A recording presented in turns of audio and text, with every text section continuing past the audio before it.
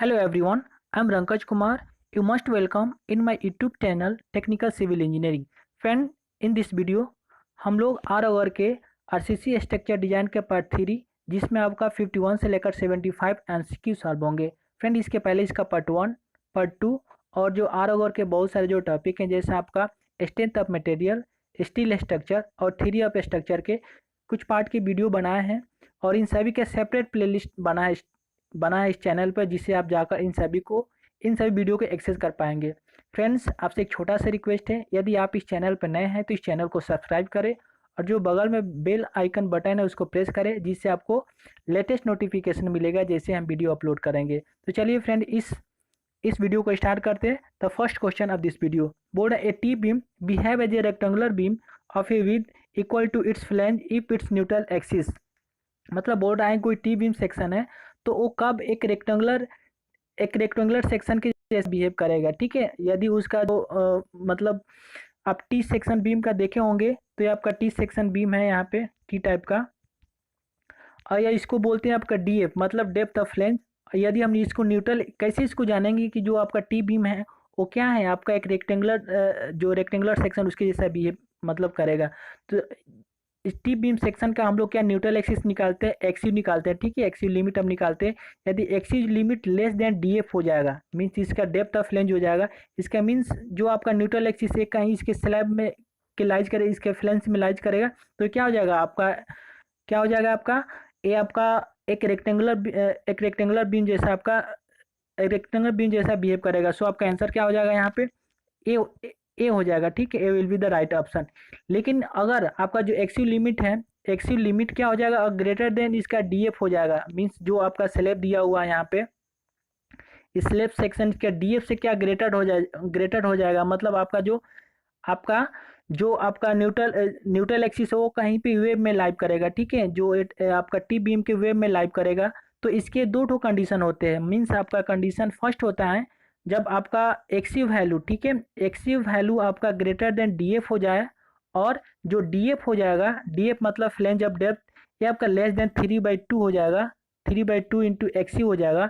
अगर एक कंडीशन दिया रहेगा तो जो आपका न्यूट्रल एक्सिस होगा, ये जब आप इसका ब्लॉक शियर डायग्राम बनाएंगे तो ब्लॉक शियर डायग्राम आपका इस तरह आता है। ठीक है, आपका एक ऊपर जो पार्ट होता है रेक्टेंगुलर सेक्शन होता है और एक क्या होता है, एक पैराबोलिक सेक्शन होगा। तो आपका जो न्यूट्रल एक्सिस कहाँ पे लाई करेगा, आपका इस जो रेक्टेंगुलर पार्ट सेक्शन है यहाँ पे इसमें लाइव करेगा। ठीक है, अगर आपका एक्सिव ग्रेटर देन डीएफ हो जाएगा और डीएफ लेस देन 3/7 एक्सिव हो जाएगा तो जो आपका न्यूट्रल एक्सिस होगा ये रेक्टेंगुलर जो ब्लॉक शियर इसमें लाइव करेगा।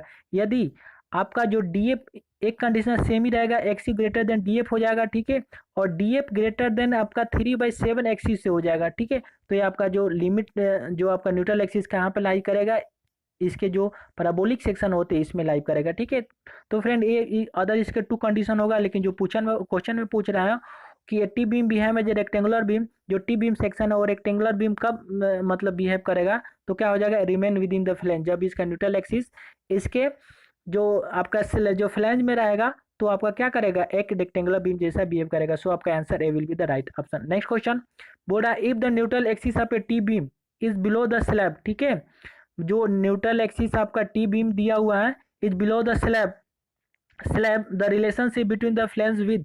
ठीक है, आपका एक टी बीम दिया हुआ है यहाँ पे, ठीक है, और जो इसका न्यूट्रल एक्सिस कहाँ पे है, स्लैब के बिलो है। ठीक है, स्लैब है यहाँ पे, इसके टी बीम दिया हुआ है यहाँ पे इसके बिलो है। यहाँ पे मान के चलिए अगर बिलो है तो इसी के अंदर होगा यहाँ पे slab the relationship between the flange with, और इसका फ्लैंज का विथ भी दिया हुआ है। तो इन सब में रिलेशन पूछ रहे हैं। डेप्थ ऑफ न्यूट्रल एक्सिस, ठीक है, आपका डेप्थ ऑफ न्यूट्रल एक्सिस कितना, एन ए दिया हुआ है।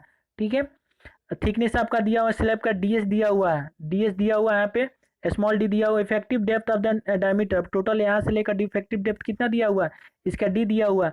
ग्रॉस एरिया पे टेंसाइल स्ट्रेंथ 80 दिया हुआ है, इसका ग्रॉस सेक्शनल एरिया पे स्टील दिया, and the moment and modular ratio का एम दिया हुआ है। तो पूछ रहा है इन सभी में रिलेशन क्या हो जाएगा। तो फ्रेंड ये बहुत अच्छा रिलेशन है, इसको इंपॉर्टेंट रिलेशन आपको याद कर लीजिए। इसका वैल्यू हो जाएगा B into D S into N minus D S by 2 equal to M into 80 into D minus N. आप सभी जानते हैं बी क्या है, इसका विद द फ्लैंज है, डी एस आपका डेप्थ ऑफ फ्लैंज है, एन न्यूट्रल एक्सिस, डी आपका डेप्थ ऑफ फ्लेंज है, M modular ratio, A T क्या हो जाए एरिया ऑफ स्टील टेंसाइल, ठीक है।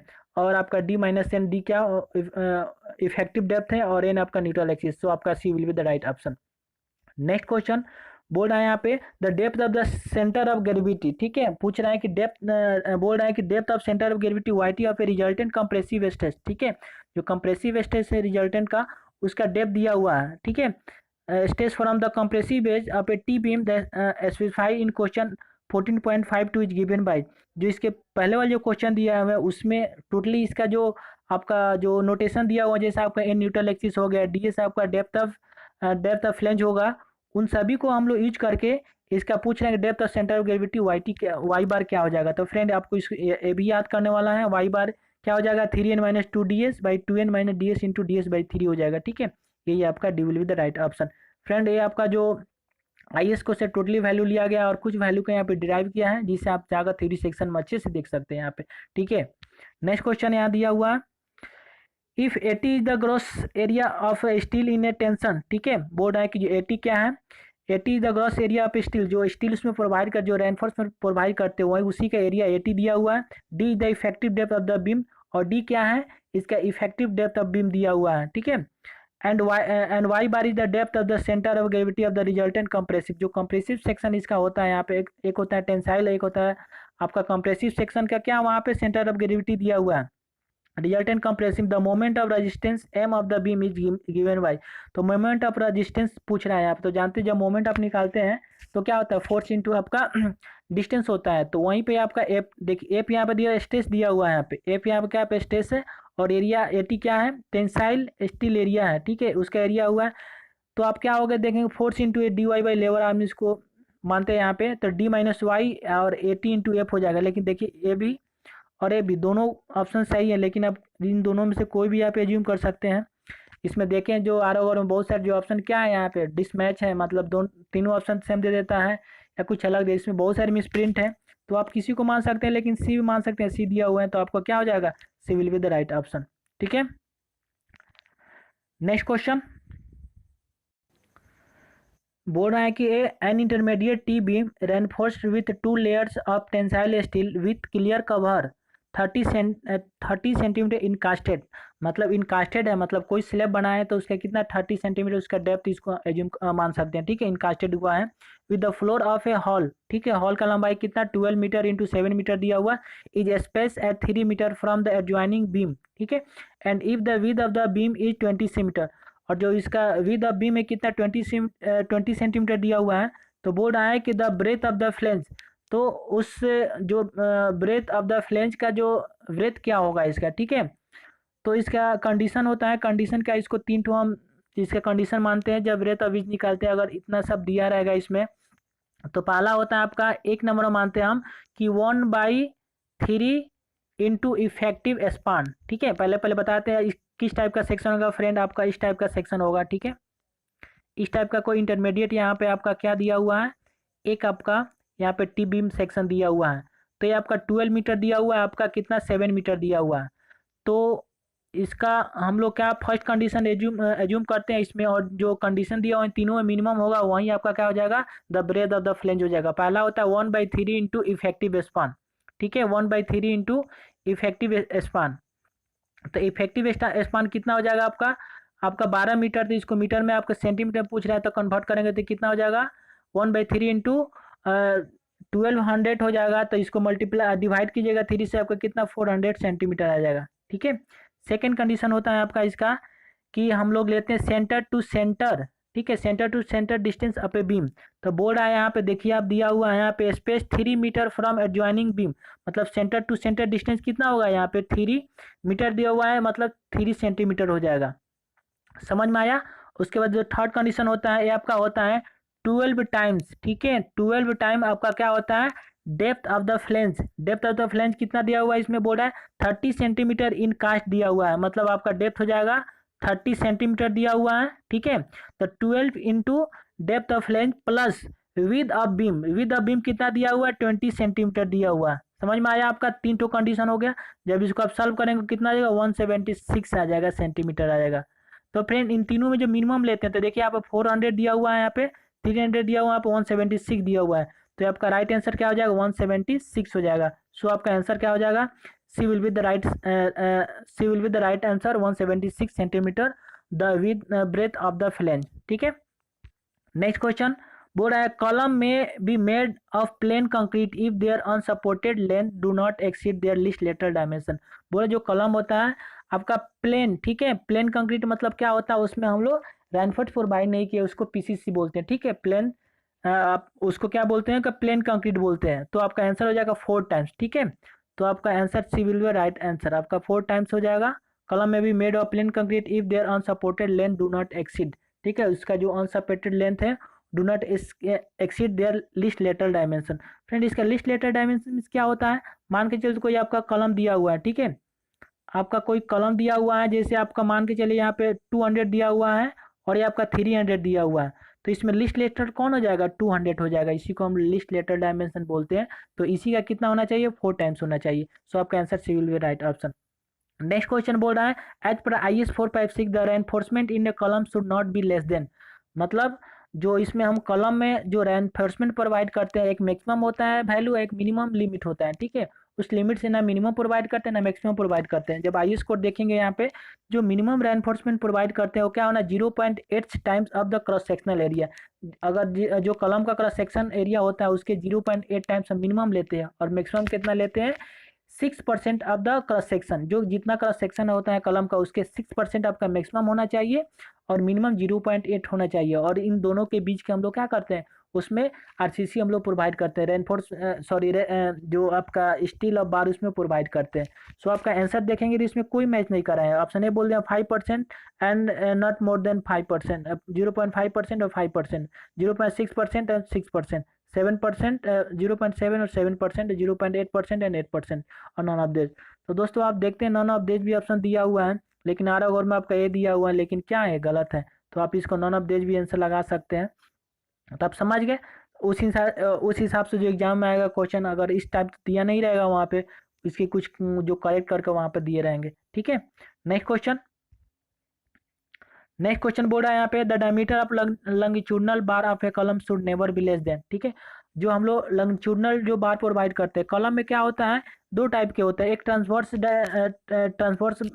आपका बार यूज करते हैं, एक आपका लंगिट्यूडनल होता है। जो ट्रांसवर्स क्या करता है, जो आपका शियर स्ट्रेस प्रोड्यूस करता है, ठीक है, उस कॉलम को बांधे रखता है, उसको मतलब उसमें स्ट्रेस उसका स्ट्रेंथ देता है। ठीक है, और एक आपका मेन लंगिट्यूडनल बार होता है। तो बोल रहा है कि जो मेन लंगिट्यूडनल बार होता है उसका मिनिमम डायमीटर कितना होना चाहिए, मतलब उससे लेस नहीं होना चाहिए। तो आपका क्या आंसर हो जाएगा, 12 हो जाएगा, 12 mm हो जाएगा। ठीक है, और फ्रेंड ये बहुत इंपॉर्टेंट है, एक दो बार पूछ दिया जो SSC जे एग्जाम में, और जो फ्यूचर में जो भी एग्जाम होगा उसके लिए पॉइंट ऑफ व्यू से भी बहुत इंपॉर्टेंट है। तो मिनिमम कितना होना चाहिए, आपका 12 mm होना चाहिए। और 12 mm से हम लोग ज़्यादा प्रोवाइड करें, जैसे 16 mm हुआ, आपका 20 mm हुआ, इसे हम ज़्यादा प्रोवाइड करते हैं। जब आप डिजाइन करेंगे तो अपने रिक्वायरमेंट का लोड के कितना लोड मतलब इस पे बियर करेगा, उस हिसाब से आप क्या कर सकते हैं, आप उसके डिजाइन जब करेंगे तो आप उस हिसाब से प्रोवाइड कर सकते हैं। लेकिन मिनिमम कितना आपका 12 mm हो जाएगा। सो आपका answer D will be the right option. Next question बोल रहा है कि the diameter of transverse reinforcement of a column should be equal to 1/4 of the diameter of the main steel rod but not less than. दोस्तों उसके पहले हम लोग क्या देखे थे, इसके पहले देखे थे मेन रेनफोर्समेंट। इसमें यहाँ पे ट्रांसवर्स रेनमेंट पूछ रहा है, जैसे कॉलम होता है आपका, ठीक है, मतलब बना तो नहीं पा रहे हैं, लेकिन आपका देखिए इसका मतलब इस टाइप का होता है और दो ठे इसमें बार होते हैं। इसमें हम लोग क्या ट्रांसवर्स रेनवर्समेंट प्रोवाइड करते हैं। आप देखें जब कलम है तो इसमें टाइज इसको बोलते हैं, अगर यही आपका बीम रहेगा तो इसको स्टेरअप बोलते हैं। ठीक है, तो बोल रहा है यहाँ कि जो प्रोवाइड करते हैं वो क्या होगा, इसमें मतलब इसका डायमीटर कितना होना चाहिए। तो इसमें इसका दो ठो इसका भी आपका किस होता है, जो आपका डायमीटर कितना होना चाहिए, आपका बोल रहा है कि 1/4 1/4 इंटू मेन बार। ठीक है, इसका इस जो दिया है 1/4 इंटू जो मेन डायमीटर होते हैं उसके आपका क्या होना चाहिए, मेन डायमीटर के बार के बराबर होता है। और एक होता है 6 mm, मतलब इन दोनों में जो मैक्सिमम होता है वही प्रोवाइड करते हैं, लेकिन 6 mm से क्या होना चाहिए, कम नहीं होना चाहिए। 1/4 जो मेन डायमीटर के जो बार होते हैं उसके हम कि 1/4 से डिवाइड कर देंगे जितना आएगा, या 6 mm, which one is greater. अगर मान के चलिए हमने 16 mm के 12 डायमीटर प्रोवाइड किए, तो इसको 4 से डिवाइड करते कितना हो जाएगा, आपका 4 हो जाएगा। तो 4 में हम क्या करेंगे, मैक्सिमम करेंगे, तो 4 और 6 में आपका 6 मैक्सिमम है, तो हम 6 mm का प्रोवाइड करेंगे। ठीक है, समझ गए आप। नेक्स्ट क्वेश्चन बोर्ड आया कि the spacing of A transverse reinforcement of a column is decided by the flowing consideration. जो स्पेसिंग्स होता है अब ट्रांसवर्स रेनफोर्समेंट बार को, तो किस आधार पर हम लोग उसको डिसाइड करते हैं, ठीक है। उसके फ्लोइंग यहाँ पे दिया हुआ ऑप्शन, यहाँ पे इसको देखते हैं हम लोग। तो बताए हम लोग क्या होता है, बताए थे पहले ही आपको, इसको बोलते हैं हम लोग स्पेसिंग, ठीक है। ये आपका जो ट्रांसवर्स रेनफोर्समेंट प्रोवाइड करते हैं इसका स्पेसिंग होता है।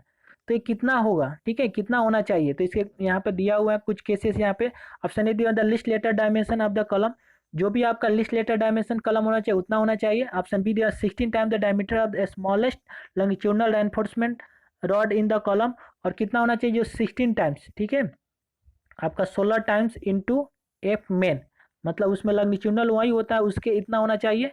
या लिस्ट लेटर डायमेंशन और 48 टाइम्स कितना होना चाहिए जो आपका ट्रांसवर्स जो बार प्रोवाइड करते हैं उसके डायमीटर के बराबर होना चाहिए। ऑल द अबव, तो जो इसमें मैक्स मिनिमम होगा उसी को हम प्रोवाइड करते हैं उसका क्या स्पेसिंग। सो आपका ऑप्शन क्या दिया हुआ है डी, ऑल द अबव हो जाएगा, ठीक है। इन तीनों कंडीशन को हम लेकर वहाँ पे स्पेसिंग उसके प्रोवाइड करते हैं। D will be the right option. Next question बोर्ड आया यहाँ पे according to the load factor method the permissible load W on a short column reinforcement with longitudinal bar and lateral stirrup is, ठीक है। तो board आया इसमें friend कि जो हम लोग according to load factor method the permissible load W on a short column, जो आप जानते हैं लॉन्ग कॉलम होता है एक शॉर्ट कॉलम होता है, इस पे बेस्ट क्वेश्चन भी पूछा है कि लॉन्ग कॉलम किसे बोलते हैं, शॉर्ट कॉलम किसे बोलते हैं। तो वहीं अगर अगर शॉर्ट कॉलम रहेगा तो परमिसिबल लोड कितना होगा, ठीक है, with longitudinal bar and lateral स्टीरअप्स, ठीक है। और लेटरल स्टीरअप रहेगा और लॉन्गिट्यूडनल स्टीरअप रहेगा, तो उस कंडीशन में आपका परमिसिबल लोड कितना होगा। तो ऑप्शन ए दिया stress in A concrete into area of concrete. तो बोर्ड है कि ऑप्शन एक जो स्ट्रेस ऑफ कंक्रीट दिया रहेगा और उसके एरिया ऑफ कंक्रीट से मल्टीप्लाई करेंगे तो उस वहीं आपका परमिसिबल लोड हो जाएगा। या ऑप्शन बी दिया हुआ stress in steel into area of steel. या ऑप्शन सी दिया stress in concrete into area of concrete plus stress in steel into area of steel. या ऑप्शन नॉन ऑफ देट। तो friend आपका क्या हो जाएगा, ऑप्शन सी हो जाएगा। क्योंकि जब हम कलम में क्या होता है आपका आपका क्या होता है उसमें स्टील भी होता है, स्टील भी प्रोवाइड करते हैं और कंक्रीट दोनों रहता है। तो हम दोनों को अलग अलग स्ट्रेस इन कंक्रीट और एरिया ऑफ कंक्रीट से मल्टीप्लाई करेंगे, और स्टील में भी stress in steel into area of steel से प्रोवाइड करेंगे और दोनों को ऐड करेंगे तो क्या हो जाएगा, परमिसिबल लोड निकल जाएगा, ठीक है। सो आपका answer C will be right option. Next question बोर्ड यहाँ पे the length of the lap in a compression member is kept greater than bar diameter into permissible stress in a bar बटा 5 times the bond stress. और तो दोस्तों यहाँ पे देखे थे आपका क्या पूछ रहा है यहाँ पे, द लेंथ ऑफ लैप हम लोग निकालते हैं। तो इसके दो केस होते हैं, एक कंप्रेसिव मेंबर में और एक आपका टेंसाइल में भी दो होते हैं, एक होता है फ्लेक्सुरल एक होता है डायरेक्ट आपका टेंसाइल, ठीक है। तो इन सभी का आपका डिफरेंट कंडीशन होता है। तो उन सभी में पूछ रहा है यहाँ पे कि जो हम लोग क्या करते हैं लेपिंग प्रोवाइड करते हो कितना होना चाहिए। तो अगर टेंशन में देखेंगे तो आपका दो होता है फ्लेक्सुरल टेंशन और एक होता है डायरेक्ट टेंशन। तो उसमें आपको होता है LD मतलब जो डेवलपमेंट लेंथ या 35, ठीक है। अगर यही पूछेगा आपका आपका आपका पुल दिया टेंशन में, ठीक है, टेंशन मेंबर में, तो आपका क्या होना चाहिए 30 बार डायमीटर होगा। लेकिन यहाँ पे पूछा है कंप्रेशन मेंबर, तो कंप्रेशन मेंबर कितना होना चाहिए आपका development length into 24 bar diameter. So आपका answer C will be the right option. यही अगर टेंशन दिया रहता तो 30 बार डायमीटर हो जाएगा, ठीक है। नेक्स्ट क्वेश्चन बोर्ड है ए short column 20 centimetre into 20 centimetre इस सेक्शन इज रेनफोर्समेंट, ठीक है। कोई शॉर्ट कॉलम है इसमें जिसका सेक्शन दिया हुआ है, ठीक है, 20 सेंटीमीटर इंटू 20 सेंटीमीटर, ये भी क्या है स्क्वायर सेक्शन है, ठीक है। इज रेनफोर्स विथ 4 बार्स, ठीक है। और इसमें कितने 4 बार दिया हुआ है।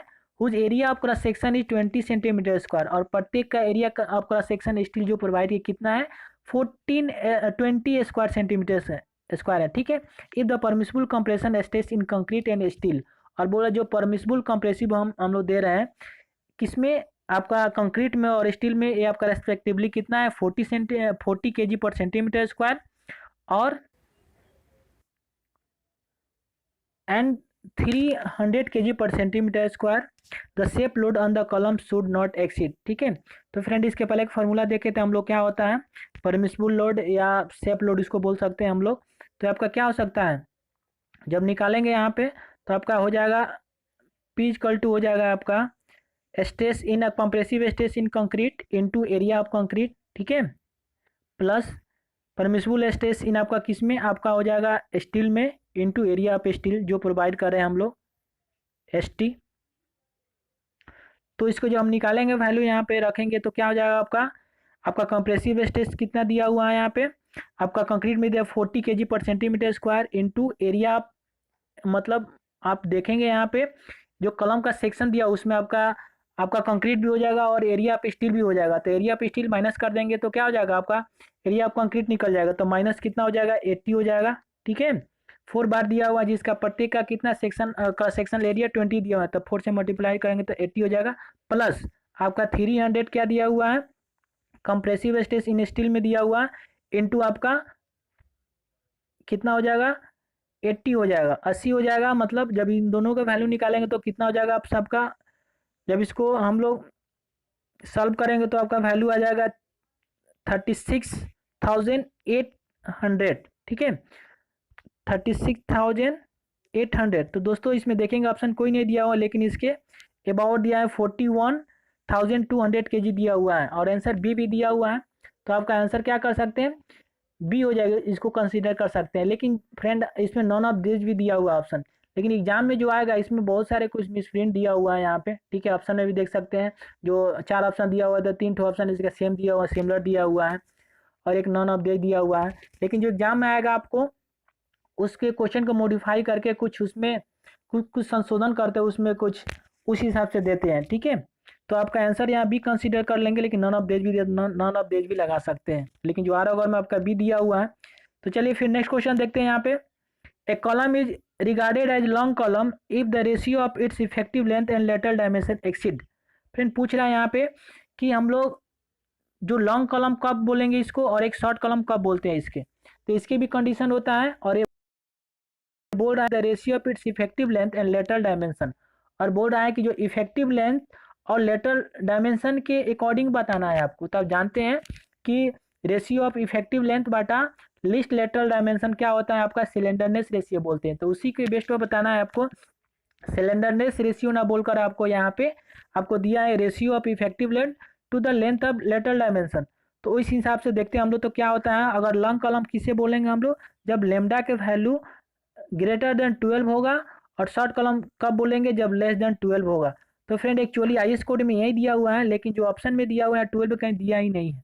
तो यहाँ पे 10 दिया हुआ 15 और सी दिया ऑप्शन सी दिया 20 और डी 25 30 दिया हुआ है। तो यहाँ पे हम ग्रेटर देन 12 यहाँ पे कंसीडर करते हैं 15 होगा, तो आपका आंसर क्या हो जाना क्या होगा क्या बी हो जाएगा। ठीक है, अगर जब इसका रेशियो लॉन्ग आपका इफेक्टिव लेंथ या long column the ratio of its effective length और लेटरल डायमेंशन की वैल्यू 15 से अगर बड़ी होगी तो उसे हम लोग क्या बोलते हैं लॉन्ग कॉलम बोलते हैं। सो आपका आंसर क्या हो जाएगा बी हो जाएगा। ठीक है, नेक्स्ट क्वेश्चन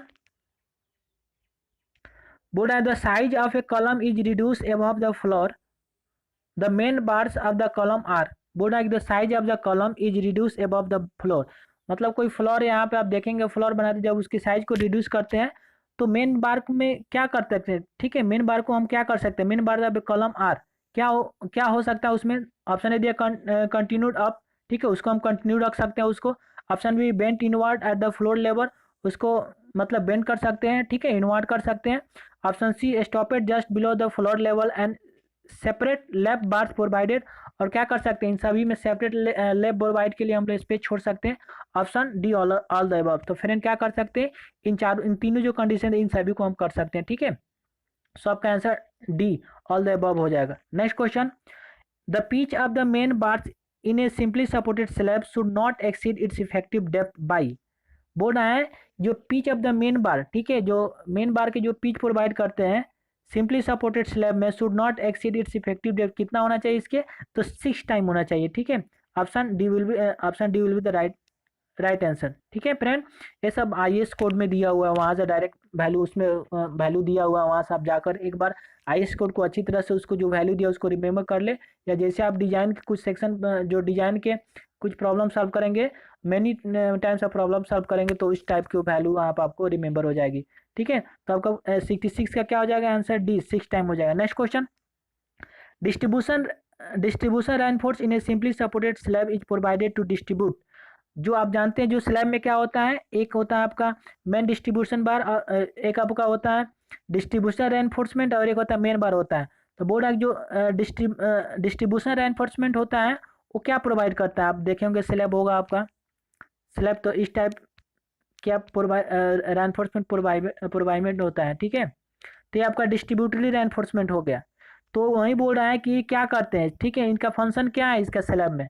तो ये क्या करते हैं, ऑप्शन ए दिया load, option B temperature stress, option C shrinkage stress, option D all the above. तो इन सभी को ये बियर करता है, ठीक है, जो डिस्ट्रीब्यूशन रेनफोर्समेंट होता है। सो आपका answer D will be the right option. Next question, in a simply supported slab the minimum spacing of A distribution reinforcement should be 4 times the effective thickness of the slab. Friend इसमें पूछ रहा है उसका spacing कितना होगा। हम बताए थे यहाँ पे कि जब आप प्रोवाइड करेंगे यहाँ पे, ठीक है, स्लैब हो गया यहाँ पे, ये आपका मेन बार हो गया और ये आपका डिस्ट्रीब्यूटरी बार हो गया, ठीक है। तो इसका स्पेसिंग कितना होगा, हम कितने स्पेस में इसको प्रोवाइड करेंगे। तो फ्रेंड जब आई एस कोड में देखेंगे तो इसका वैल्यू दिया, जो मेन बार होते हैं उनको आप 3D, ठीक है, 3D, डी क्या है यहाँ पे मतलब थिकनेस ऑफ स्लैब, जो जितना थिकनेस होगा उसके 3 टाइम्स और आपका क्या होना चाहिए 300, ठीक है। इनमें जो मिनिमम होगा उसी को हम लोग लेते हैं, ठीक है, इसी को हम लोग लेते हैं। इसका क्या करते हैं, स्पेस प्रोवाइड करते हैं मेन बार के लिए। अगर डिस्ट्रीब्यूटरी बार रहेगा आपका तो 5D, डी क्या है आपका डेप्थ ऑफ स्लैब हो जाएगा और कितना 540 लेते हैं। जो इसमें मिनिमम होगा उसी को हम लोग प्रोवाइड करते हैं, आपका क्या इसका स्पेसिंग प्रोवाइड करते हैं। तो ऑप्शन में देखिए क्या दिया हुआ है यहाँ पे, 4 टाइम्स दिया हुआ है यहाँ पे, लेकिन 5 टाइम्स होता है, 4 times the effective thickness of slab और 2 ठो दिया है यहाँ पे। तो देखिए इसके नियर अबाउट आपका 600 सेंटीमीटर हो जाएगा। सो आपका आंसर क्या हो जाएगा, ये will be the right option, ठीक है, 600 हो जाएगा, सेंटीमीटर में दिया हुआ है यहाँ पे। नेक्स्ट क्वेश्चन बोल रहा है कि द मॉडुलर एसी m of a concrete whose permissible compressive stress is C, ठीक है, may be obtain from the equation. एक इक्वेशन है और आईएस कोड में भी दिया हुआ, क्या होता है इसका कि जब आप मॉडुलर रेशियो निकालते हैं तो आपका होता है एम इक्वल टू होता है 280 into 3 times of compressive stress, ठीक है, कंप्रेसिव स्ट्रेस होता है यहाँ पे। तो आपका आंसर क्या 280/3 3 टाइम्स इंटू कंप्रेसिव स्ट्रेस। देखते हैं इसमें आंसर क्या। तो फ्रेंड देखिए यहाँ पे दिया हुआ है 280, लेकिन यहाँ पे एक और जीरो यहाँ पर डाल दिया हो, तो आपको इसको करेक्शन करके आपका आंसर क्या हो जाएगा, सी हो जाएगा यहाँ पे, ठीक है, 280/3 सी हो जाएगा। Next question, for M150 grade concrete 1:2 2:4 the moment of resistance factor. Friend ये क्वेश्चन बहुत ही इंपॉर्टेंट है और इसका आंसर बहुत सारे लोग ट्राई किए लेकिन आज तक इसका एग्जैक्ट आंसर नहीं निकल पाया है। लेकिन आईएस कोड में भी कोई एक दिया एक जगह हम पढ़े थे, वहाँ पे एक ग्राफ होता है, उससे इसका क्या करते हैं रेजिस्टेंस फैक्टर हम लोग निकाल सकते हैं। लेकिन मुझे इसका एग्जैक्ट आंसर नहीं मिल पाया, बहुत कोशिश की है, बहुत सारे लोग को भी नहीं मिला है। लेकिन एक जगह और इसका आंसर दिया हुआ है कि जो आप पढ़े हैं यहाँ पे, आप स्ट्रेस डायग्राम, स्ट्रेस और बेंडिंग स्ट्रेस में सिग्मा इक्वल टू वाई बटा एम यहाँ पे दिया हुआ है। तो इस फॉर्मूला को लगाकर भी कुछ लोग निकाले, लेकिन ये आपका एग्जैक्ट आंसर नहीं होता है। आंसर निकालने के लिए इस फॉर्मूला का यूज करके हम लोग निकाल सकते हैं। यहाँ पे जो आई आपका मोमेंट ऑफ रेजिस्टेंस, एक क्यूब का सेक्शन ले लेंगे कि 150 इसका क्यूब का, और मोमेंट ऑफ रेजिस्टेंस यहाँ पे निकाल सकते हैं, ठीक है। स्ट्रेस दिया हुआ है यहाँ पे, जो बेंडिंग स्ट्रेस दिया हुआ है यहाँ पे आप कंप्रेसिव स्ट्रेस का यहाँ पे यूज करके इसको निकाल सकते हैं। एम यहाँ पे निकाल सकते हैं इसको, मोमेंट ऑफ इनर्शिया आप एक क्यूब सेक्शन जानते हैं 150 × 150 होता है, इसको यूज करके। लेकिन यहाँ से भी आपका जो आंसर तो निकल जाएगा, लेकिन आपका एक इसका सही आंसर नहीं होगा। आईएस कोड में एक जगह दिया था इसका कि इसके डायग्राम एक होता है आपका मोमेंट रेजिस्टेंस फैक्टर का, लेकिन इसका वैल्यू याद कर लीजिए, आपका इसका वैल्यू हो जाएगा ऑप्शन बी हो जाएगा, ठीक है, 8.5 हो जाएगा। सो आपका answer B will the right answer. Next question, the maximum bending moment of a simply supported slab is mkg। बोल रहा है कि the maximum bending moment of simply supported slab, कुछ सिंपली सपोर्टेड बीम है और उसमें maximum आपका bending moment कितना mkg है, mkg सेंटीमीटर है, ठीक है। The effective depth of the slab, तो पूछ रहा है इफेक्टिव डेप्थ ऑफ स्लैब क्या होगा। तो ये भी इसका फॉर्मूला है, इसको भी आप ध्यान में रखिए। तो इसका ऑप्शन क्या हो जाएगा, m/100 क्यू हो जाएगा, ठीक है। तो आंसर आपका E will be the right option, ठीक है फ्रेंड। इसमें भी देख सकते हैं, लेकिन यहाँ पे क्या है, एम जो है अंडर रूट नहीं है यहाँ पे, लेकिन क्या होगा होल अंडर रूट, और 10 कोई बाहर निकाल सकते हैं, तो 100 का निकालेंगे तो 10 हो जाएगा, लेकिन आपका आंसर क्या हो जाएगा, ई हो जाएगा। Next question, in a simply supported slab alternate bars are cutted at, option A दिया हुआ है 1/4 ऑफ द स्पान, ऑप्शन आपका बी दिया 1/5 द स्पान, ऑप्शन सी दिया हुआ है आपका, ऑप्शन सी दिया 1/6 of the span and option E none of they. तो दोस्तों पूछ रहे हैं simply supported slab the alternate bars are curtailed, ठीक है। तो इसमें से हम कहीं क्या कर सकते हैं, किसी भी हम जो दिया हुआ 1/4 of the span 1/5 of the span जो अकॉर्डिंग टू रिक्वायरमेंट हम क्या कर सकते हैं, कटलमेंट कर सकते हैं। सो आपका आंसर क्या हो जाएगा,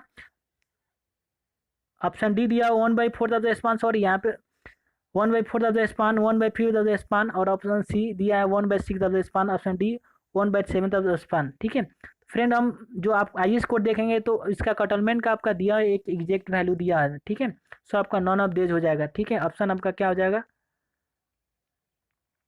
आप 72 का आपका क्या होगा, डी हो जाएगा। मतलब आप क्या कर सकते हैं, वन इसमें दिया है ऑप्शन 1/4 ऑफ द स्पान, जितना अगर स्पान रहेगा उसमें जैसे स्लैब का स्पान रहेगा तो हम लोग क्या करेंगे उसका 1/7, मतलब मान कीजिए एल है तो L/7 के हम लोग क्या करेंगे स्पान के टाइम्स हम लोग कटलमेंट करेंगे इसका। तो ऑप्शन इसका डी हो जाएगा यहाँ पे, ठीक है। इसके पहले बताए थे हम, लेकिन जब IS कोड देखे थे यहाँ पे इसका वैल्यू हो जाएगा 1/7 ऑफ द स्पान के, क्या कर सकते हैं उसके स्थान पर हम लोग इसको कटलमेंट करते हैं 1/7 निकाल लेंगे उसका, अगर रिक्वायरमेंट हो तो उसको कटलमेंट कर सकते हैं, ठीक है। तो आपका ऑप्शन क्या हो जाएगा, D will be the right option.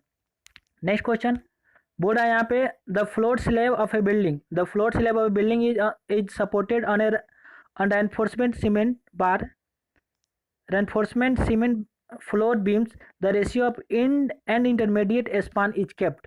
तो इसका भी बोल रहा है कि the ratio of the end and intermediate, ठीक है, एंड और इंटरमीडिएट स्पान का रेशियो कितना रखते हैं हम लोग। तो फ्रेंड इसका वैल्यू हो जाएगा सी हो जाएगा 0.9 रखते हैं, ठीक है। ये जो वैल्यू सब आपको IS कोड में दिया हुआ है, आप वहां से जाकर देख सकते हैं यहाँ पे, ठीक है। 0.9 हो जाएगा। नेक्स्ट क्वेश्चन बोल रहा है the long and short span of a 2-way slab are LY and LX and load on the slab acting on a stirrups parallel to LX and LY be WX and WY respectively according to Rankine-Grosov theory, ठीक है। तो दोस्तों ये आपको नाम भी पूछा है यहाँ पे कि जो Rankine-Grosov थ्योरी हम लोग कहाँ यूज करते हैं, तो किस में यूज करते हैं हम लोग, आपका 2-way स्लैब में हम लोग यूज करते हैं, ठीक है। ये अभी नाम भी बहुत इंपॉर्टेंट है। तो जो Rankine-Grosov थ्योरी के अनुसार हम इसको लोड निकालते हैं कितना, WX/WY/LY/LX का द पावर 4, ठीक है, होल का द पावर 4। इससे हम लोग क्या कर सकते हैं, इसका रेशियो निकाल सकते हैं। सो आपका आंसर क्या हो जाएगा, D will be the right option.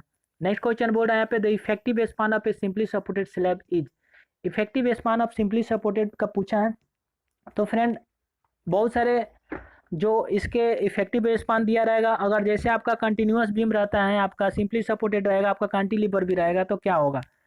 तो फ्रेंड हम इसका डिस्कस कर देते हैं, आपको बता देते हैं। अगर सिंपली सपोर्टेड रहेगा, ठीक है, आपका सिंपली सपोर्टेड बीम रहेगा, आप देखेंगे सिंपली सपोर्टेड मान के चलिए आपका सिंपली सपोर्टेड बीम यहाँ पे दिया रहेगा, तो इसका इफेक्टिव लेंथ क्या होगा, एल इफेक्टिव क्या होगा। तो ये आपका वाल दिया हुआ है, ठीक है, वाल का थिकनेस W दिया हुआ है यहाँ पे, इसका वाल का थिकनेस 2 ठो वाल लगा है और आपका स्लैब है। तो एल इफेक्टिव क्या हो सकता है, आपका 2 ठो हो सकता है। एल इफेक्टिव क्या होगा आपका, ए मान के चलिए आपका जो दिया हुआ है L0, ठीक है, यहाँ से क्लियर डिस्टेंस दिया हुआ है, जो आपका जो वाल के inner side to inner side distance दिया हुआ है। और एक आपका होता है यहाँ से एल इफेक्टिव, इसी को बोलते हैं हम एल इफेक्टिव, यहाँ से यहाँ बोलते हैं हम लोग, ठीक है।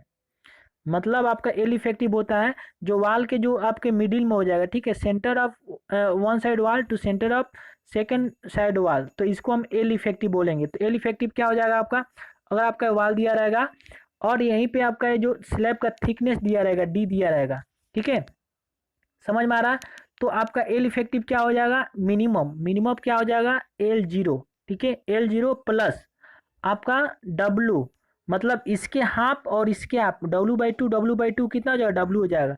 और एक दूसरा क्या हो जाएगा L0 प्लस D मतलब इफेक्टिव डेप्थ ऑफ स्लैब, ठीक है, डेप्थ ऑफ स्लैब कितना हो जाएगा।